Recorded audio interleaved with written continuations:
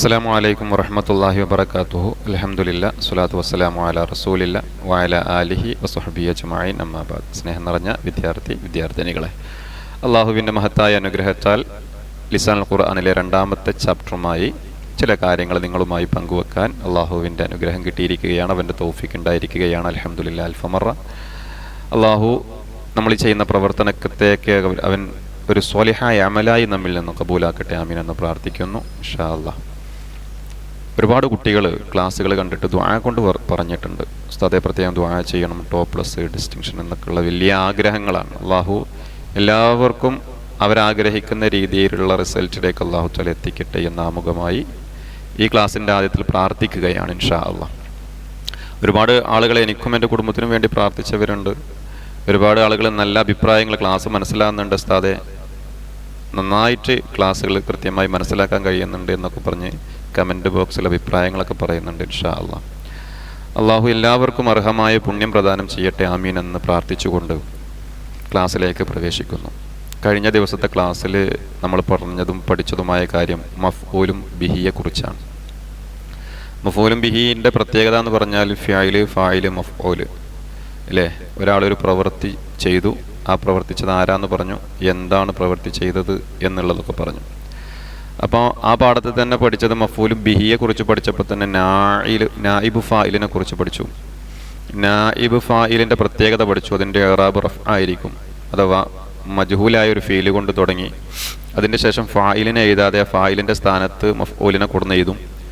ആ എഴുതുന്ന സമയത്ത് എല്ലാ മഫ്ഊലിനും നസുബാണ് ഇറാബ് എങ്കിൽ നായിബ് ഫായിലിൻ്റെ സ്ഥാനത്ത് എഴുതുമ്പം അതിന് ഫായിലിൻ്റെ ഇറാബ് കൊടുക്കണം, റഫ് കൊടുക്കണം എന്നൊക്കെ നമ്മൾ കഴിഞ്ഞ ക്ലാസ്സിൽ പഠിച്ചു അല്ലേ. ഇനി ഈ 2ാമത്തെ ചാപ്റ്ററായ അർ-റിഹ്ലത്തു എന്ന പാഠത്തിൽ നമുക്ക് പഠിക്കാനുള്ളത് മഫ്ഊലും ഫീഹിയെ കുറിച്ചാണ്. ബിഹിയിൽ നിന്ന് വ്യത്യസ്തമാണ് മഫ്ഊലും ഫീഹി. എങ്ങനെയാണ് പരീക്ഷയിൽ ഈ 2 മഫ്ഊലിനെ തിരിച്ചറിയാൻ കഴിയുക എന്നുള്ളതാണ് ഈ പാഠത്തിലൂടെ നിങ്ങൾക്ക് ഞാൻ മനസ്സിലാക്കി തരുന്നത്. കൃത്യമായി നിങ്ങൾ ശ്രദ്ധിച്ചിരുന്നാൽ മഫ്ഊലും ഫീഹിയും ബിഹിയും മുത്ലഖും മഫ്ഊലും ലഹു എല്ലാം മനസ്സിലാവും. ഒന്നിനും വലിയ പ്രയാസമോ ഇടങ്ങാറാകേണ്ട വിഷയമൊന്നുമില്ല. എല്ലാം വളരെ സിമ്പിളായിട്ട് മനസ്സിലാവും. ഇൻഷാ അല്ലാഹ് നമുക്ക് ക്ലാസ്സിലേക്ക് പ്രവേശിക്കാം. എന്താണ് മഫ്ഊലും ഫീഹി, മഫ്ഊലും ഫീഹിൻ്റെ പ്രത്യേകത എന്ത് എന്നൊക്കെ ഇൻഷാ അല്ലാഹ് നിങ്ങൾക്ക് മനസ്സിലാക്കി തരണം. അപ്പം നിങ്ങളെല്ലാവരും ക്ലാസ്സിൽ കൃത്യമായി കേട്ടിരിക്കുക. ഇൻഷാ അല്ലാഹ് ബാക്ക്ഗ്രൗണ്ടിൽ ചെയ്യുന്ന, ഡിസ്പ്ലേയിൽ ചെയ്യുന്ന, അതല്ലെങ്കിൽ ബാക്ക്ഗ്രൗണ്ടിൽ ചെയ്യുന്ന വിഷയത്തെ കൃത്യമായി കാണുകയും മനസ്സിലാക്കുകയും ചെയ്യുക. ഓക്കെ, ഇൻഷാ അല്ലാഹ്. മഫ്ഊലും ഫീഹി, ഇതാണ് നമുക്ക് ഈ പാഠത്തിൽ പഠിക്കാനുള്ളത്. കണ്ടോ, മഫ്ഊലും ഫീഹി. മഫ്ഊലും ഫീഹിക്ക് പറയുന്ന മറ്റൊരു പേരും കൂടെ കിതാബ് തന്നെ പറയുന്നു. നിങ്ങൾക്ക് ക്ലാസ്സിൽ നിങ്ങൾ ഉസ്താദന്മാരെടുത്ത സമയത്ത് നിങ്ങൾക്കത് മനസ്സിലായിട്ടുണ്ടാവും. എന്നിരുന്നാലും അത് പെട്ടെന്ന് മനസ്സിലാകാൻ പറ്റുന്ന രീതിയിലാണ് ഈ ക്ലാസ് ഞാൻ ക്രമീകരിച്ചിട്ടുള്ളത്. മഫ്ഊലും ഫീഹിക്ക് പറയുന്ന മറ്റൊരു പേരാണ് വർഫ്. എന്താണ്? വർഫ്.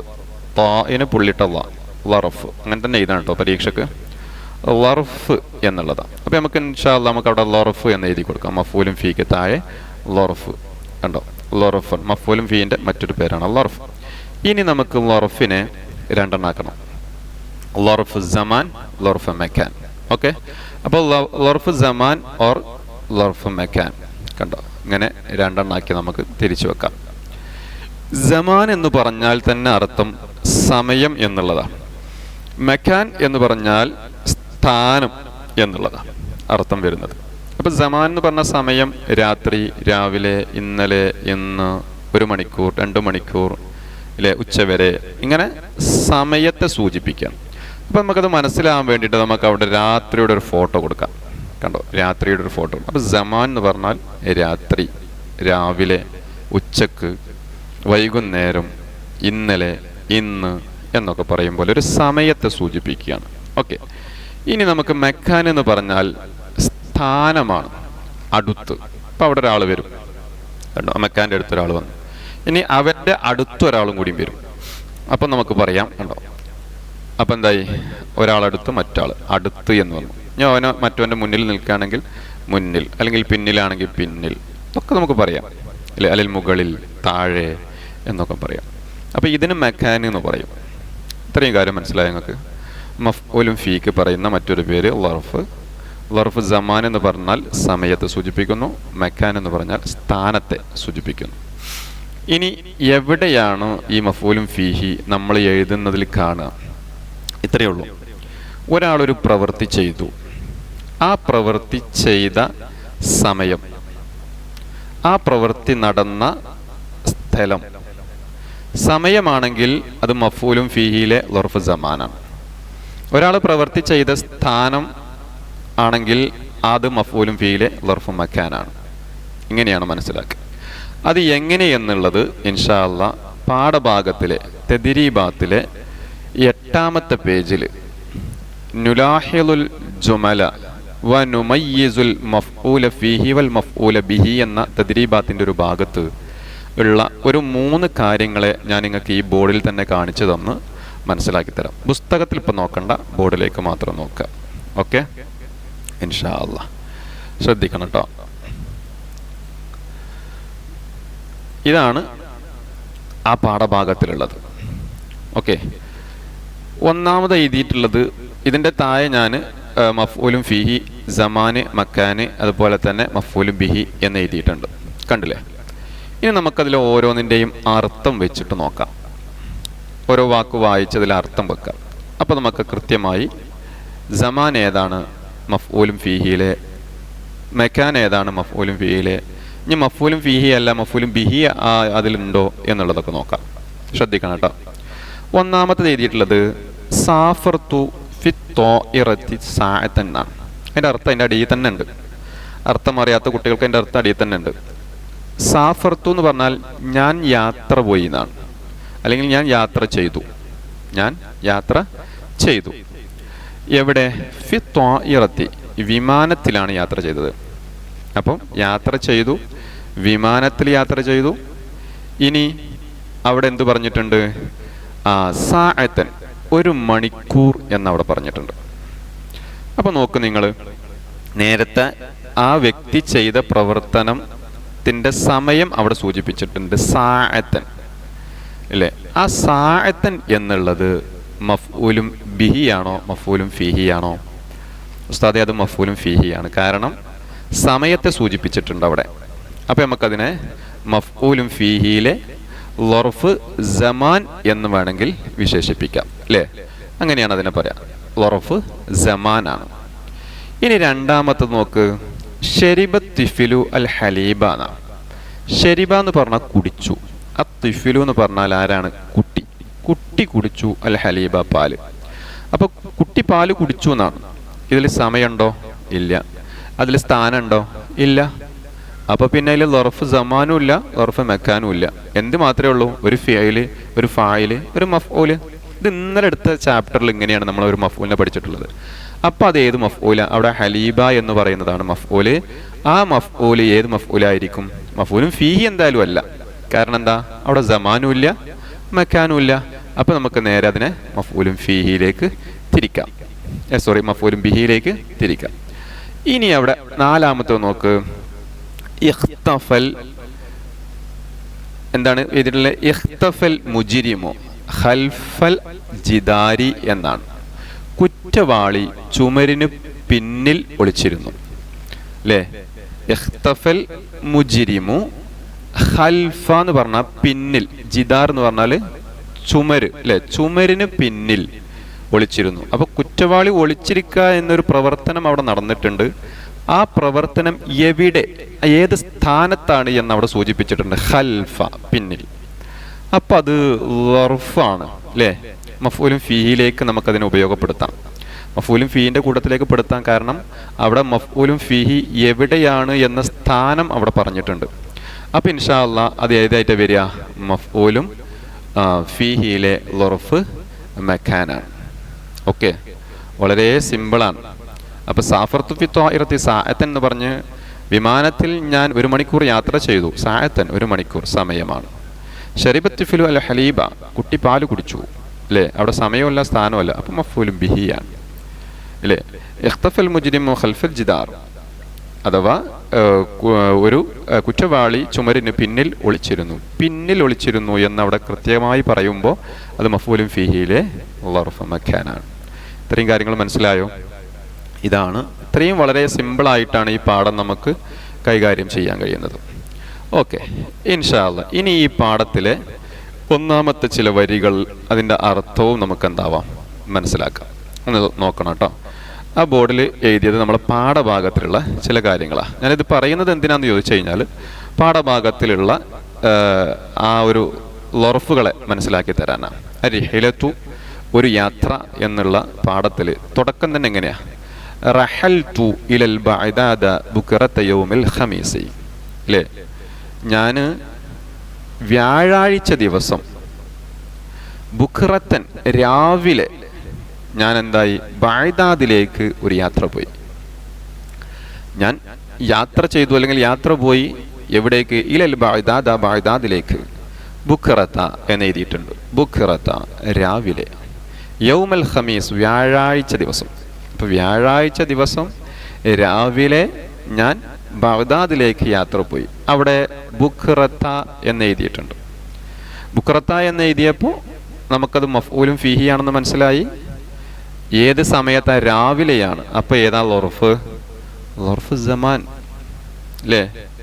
ഇനി നോക്ക്, വ ദഖൽതു. ദഖല എന്ന് പറഞ്ഞാൽ പ്രവേശിച്ചു. വ ദഖൽതു ഞാൻ പ്രവേശിച്ചു. ബഅദാദ, ബഅദാദിൽ ഞാൻ പ്രവേശിച്ചു. ലൈലത രാത്രി അല്ലേ? സബ്ത്, സബ്ത്ത് എന്ന് പറഞ്ഞാൽ നമുക്കറിയാം ദിവസങ്ങൾ എണ്ണുമ്പോൾ ഹംസ് കഴിഞ്ഞാൽ യൗമുൽ ജുമുഅ, യൗമുസ് സബ്ത് അല്ലേ? അപ്പോൾ വ്യാഴാഴ്ച കഴിഞ്ഞ് വെള്ളിയും കഴിഞ്ഞ് ശനിയാഴ്ച രാത്രിയിലാണ് ഞാൻ അവിടെ എത്തിയത്. അപ്പം രാത്രി ലൈലത്ത. നോക്ക്, അവിടെ ബുഖറത്ത എന്ന് എഴുതിയപ്പം ബുഖറത്തു എന്ന് എഴുതിയിട്ടില്ല, ബുഖറത്തി എന്ന് എഴുതിയിട്ടില്ല. ലൈലത്ത എന്ന് എഴുതിയപ്പോൾ ലൈലത്ത എന്ന് എഴുതിയിട്ടില്ല, ലൈലത്തു എന്ന് എഴുതിയിട്ടില്ല, ലൈലത്തി എന്ന് എഴുതിയിട്ടില്ല, ലൈലത്താണ്. നിങ്ങളൊന്ന് ശ്രദ്ധിച്ചു നോക്ക്. അവിടെ കാണുന്ന ചുമന്ന അടയാളത്തിലുള്ള കിതാബിൽ കാണുന്ന ഇൻദ, ഖൽഫ, യൗമ, ലൈലത്ത, ബുഖറത്ത എല്ലാത്തിൻ്റെ അവസാനം ഫതഹായിട്ട് അഥവാ നെസ്ബായിട്ടാണ് കൊടുത്തിട്ടുള്ളത്.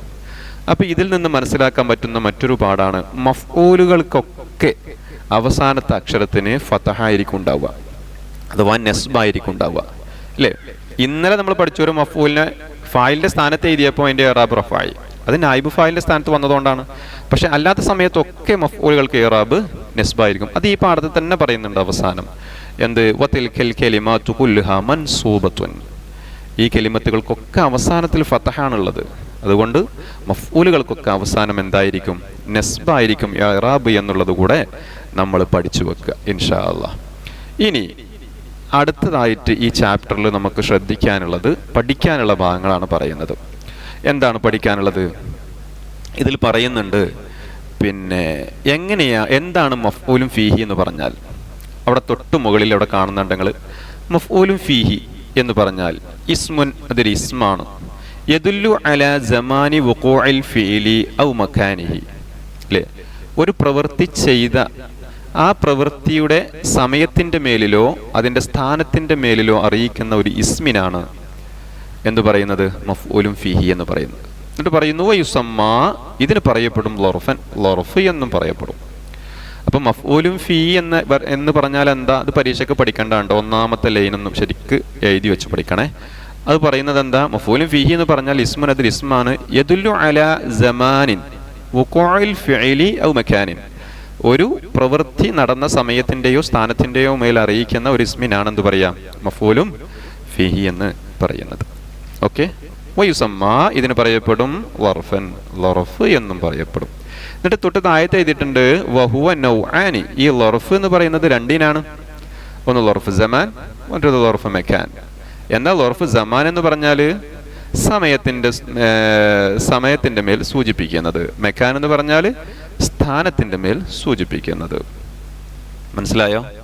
ഇത്രയും കാര്യങ്ങൾ ഈ പാഠത്തിൽ നമ്മൾ കൃത്യമായി മനസ്സിലാക്കി വെക്കേണ്ട ഒരു വിഷയമാണ്. അതിൻ്റെ ഏറ്റവും അവസാനത്തെ വരി ഞാൻ നേരത്തെ പറഞ്ഞൊരു സംഗതി, വതിൽകൽ കലിമാതു കുല്ലുഹാ മൻസൂബത്തുൻ എന്നുള്ള ആ ഒരു അലാ അന്നഹു മഫ്ഊലും ഫീഹി എന്നുള്ളത്, ആ ഒരു വരിയും കാണാതെ പഠിക്കണം. അഥവാ ഈ പദങ്ങളുടെ മേലിൽ അഥവാ മഫ്ഊലും ഫീഹിയായ ആ പദങ്ങളുടെയൊക്കെ അവസാനത്തിൽ നെസ്ബ് ചെയ്യപ്പെട്ടിട്ടുണ്ട് എന്നുള്ളതാണ്. മഫ്ഊലും ഫീഹിയായ മഫ്ഊലായ ആ പദങ്ങളുടെയൊക്കെ മേളിൽ അവസാനത്തിൽ എന്ത് ചെയ്തിട്ടുണ്ട്? നെസ്ബ് ചെയ്യപ്പെട്ടിട്ടുണ്ട്. അഥവാ അതിൻ്റെയൊക്കെ ഇറാബ് നെസ്ബാണ് എന്നുള്ളൊരു വിഷയം കൂടെ ഈ ചാപ്റ്ററിൽ നമ്മൾ പഠിച്ച് മനസ്സിലാക്കി വെക്കേണ്ട ഒന്നാണ് ഇൻഷാ അല്ലാഹ്. ഇനി ഈ ചാപ്റ്ററിൽ പഠിക്കാനുള്ള മറ്റൊരു വിഷയം, ആ തെദ്രീബാത്തിൻ്റെ ഭാഗത്തുണ്ട് ഒരു ബോക്സ് അല്ലേ, നുലാഹിലു എന്ന് പറഞ്ഞിട്ട്.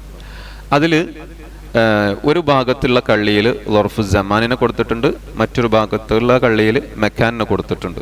സ്വബാഹൻ അല്ലേ, രാവിലെ എന്ന് കൊടുത്തിട്ടുണ്ട്.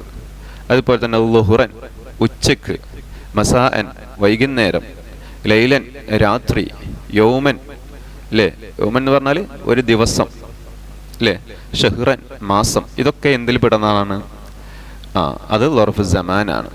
അതേപോലെ തന്നെ അപ്പുറത്തുണ്ട് തഹ്ത, ഫൗക, ഇൻദ, വറാഅ, ശർഖ, അർബ എന്നൊക്കെ പറഞ്ഞിട്ട്. അതിൻ്റെയൊക്കെ അർത്ഥം കൃത്യമായി ഉസ്താദ് ഇതിൽ കൊടുത്തിട്ടുണ്ട്, പറഞ്ഞ സമയം കളയുന്നില്ല. എന്നിട്ട് താഴത്ത് അതിൻ്റെ ചില ഭാഗങ്ങൾ അതിന്ന് തിരഞ്ഞെടുത്ത് ചേർക്കാനും വേണ്ടി പറഞ്ഞിട്ടുണ്ട്. അതൊക്കെ നിങ്ങൾ കൃത്യമായി വായിച്ച് മനസ്സിലാക്കുക. ഉദാഹരണത്തിന് പറഞ്ഞുതരാം. റഅയ്തു ഞാൻ കണ്ടു, ലഖലഖ കൊക്കിനെ ഞാൻ കണ്ടു. അപ്പം റഅയ്തു എന്നുള്ളതിൽ ഫിഅലായി ഫായിലായി, അവിടെ മഫ്ഊലും ബിഹിയായി. ലഖലഖനെ ഞാൻ കണ്ടു എന്ന് പറഞ്ഞു. ആ കണ്ടു, തു ഞാൻ കണ്ടു, ലഖലഖ കൊക്കിനെ. ഇനി എവിടെ കണ്ടു എന്ന് പറയുന്നതോടുകൂടി അതിലൊരു മഫ്ഊലും ഫീഹിയും കൂടെ കടന്നു വരുന്നുണ്ട്. എവിടെയാണ് കണ്ടത് എന്നുള്ളത് അവിടെ എഴുതിയിട്ടില്ല. ഷജറത്തി എന്ന് എഴുതിയിട്ടുണ്ട്. അപ്പൊ ഷജറ മരത്തിലാണ് കണ്ടിട്ടുള്ളത്. മരത്തിന്റെ എവിടെ എന്നുള്ളത് നമ്മൾ ചേർത്ത് കൊടുക്കണം. ഒരു മഫ്ഊലും ഫീഹിയെ നമ്മൾ അവിടെ ചേർത്ത് കൊടുക്കണം. അപ്പൊ നമുക്ക് എന്ത് ചെയ്താം? അവിടെ ഫൗഖ അല്ലേ, മരത്തിന്റെ മുകളിൽ ഒരു കൊക്കിനെ ഞാൻ കണ്ടു. ഓക്കെ, അപ്പൊ ഫൗഖ. അപ്പൊ ലർഫ് ഏതായിരിക്കും? അത് ലർഫ് മക്കാൻ. പറഞ്ഞ മനസ്സിലായോ? ഇങ്ങനെ ആ ഭാഗം ഒന്ന് കൃത്യമായി നോക്കി നിങ്ങൾ പഠിച്ചു വെക്കുക. അപ്പൊ ഈ പരീക്ഷയ്ക്ക് വരുന്ന ഭാഗങ്ങൾ ഈ പാഠത്തിൽ നിന്ന് മഫ്ഊലും ഫീഹിയെ തിരഞ്ഞെടുക്കാൻ, മഫ്ഊലും ബിഹിയെ തിരഞ്ഞെടുക്കാൻ, അതുപോലെ തന്നെ എന്താണ് മഫ്ഊലും ഫീഹി എന്ന് പറഞ്ഞാൽ, മഫ്ഊലും ഫീഹിൻ്റെ മറ്റൊരു പേരെന്താണ്, ആ പേരിനെ നമ്മൾ എത്ര ഇനമാക്കി തിരിച്ചു, അതിൻ്റെ പേരുകൾ എന്തൊക്കെ, അതിൻ്റെ അർത്ഥം എന്തൊക്കെ, അതുപോലെ തന്നെ മഫ്ഊലും ഫീഹിക്ക് എന്താണ് ഇഅ്റാബ് വരിക, അതുപോലെ തന്നെ ഇതേപോലെ ഒരു ചാർട്ട് തന്നിട്ട് അതിൽ നിന്ന് മഫ്ഊലും ഫീഹിയെയും ബിഹിയെയും ഒക്കെ തിരഞ്ഞെടുക്കാനുണ്ടാവും. ഇതൊക്കെയാണ് ഈ ചാപ്റ്ററിൽ പഠിക്കാനുള്ളത്. പിന്നെ ഈ ചാപ്റ്ററിൽ പഠിക്കാനുള്ള ഒരു ബെയ്ത്ത് ഉണ്ട് അല്ലേ, നമുക്ക് അറിയുന്ന ഒരു ബെയ്ത്ത്. അത് നമ്മൾ കാണാതെ പഠിച്ചു വെക്കണം. ഏതാണത്? അൽളർഫു വഖ്തുൻ ഔ മകാനുൻ ളുമ്മിന ഫീ ബിത്തിറാദിൻ കഹുനം ഖുദ് അസ്മുന എന്ന് പറയുന്ന ഈ ഒരു ബെയ്ത്തും കൂടെ നിങ്ങൾ ബൈഹാർട്ടാക്കി വെച്ചാൽ രണ്ടാമത്തെ ചാപ്റ്റർ കംപ്ലീറ്റ് ആയിട്ട് നിങ്ങൾക്ക് സ്കോർ ചെയ്യാൻ കഴിയും. അതിൽ നിന്ന് വരുന്ന എല്ലാ ക്വസ്റ്റ്യൻസിനും നിങ്ങൾക്ക് മാർക്കും കിട്ടും. അള്ളാഹു ഈ പറഞ്ഞതും കേട്ടതും പഠിപ്പിച്ചതുമായ കാര്യങ്ങളൊക്കെ ജീവിതത്തിൽ കൊണ്ടുവരാൻ സർവശക്തനായ അള്ളാഹു എനിക്കും നിങ്ങൾക്കും തൗഫീക്ക് നൽകട്ടെ. അള്ളാഹു നമ്മിൽ നിന്ന് വന്നുപോയ എല്ലാ അപാകതകളും അള്ളാഹു വിട്ടുപുറത്തു മാപ്പാക്കി അനുഗ്രഹിക്കട്ടെ. അള്ളാഹു റജബ് മാസത്തിൻ്റെ, ശഅബാൻ മാസത്തിൻ്റെയൊക്കെ ബറക്കത്ത് അള്ളാഹു നമുക്ക് പ്രദാനം ചെയ്യട്ടെ. വരുന്ന റമളാൻ മാസത്തിൽ അള്ളാഹുവിനെ മനസ്സറിഞ്ഞ് അള്ളാഹുവിനെ ഇബാദത്ത് ചെയ്യാനും റമളാൻ കൊണ്ട് രക്ഷപ്പെടുന്ന മുത്തു മുഅ്മിനീങ്ങളിൽ ഉൾപ്പെടാനും അള്ളാഹു നമുക്കൊക്കെ ഭാഗ്യം തരട്ടെ. ആമീൻ എന്ന് പ്രാർത്ഥിക്കുന്നു. ഇൻഷാ അള്ളാഹ് മറ്റൊരു ചാപ്റ്ററുമായിട്ട് വീണ്ടും നമുക്ക് കണ്ടുമുട്ടാം.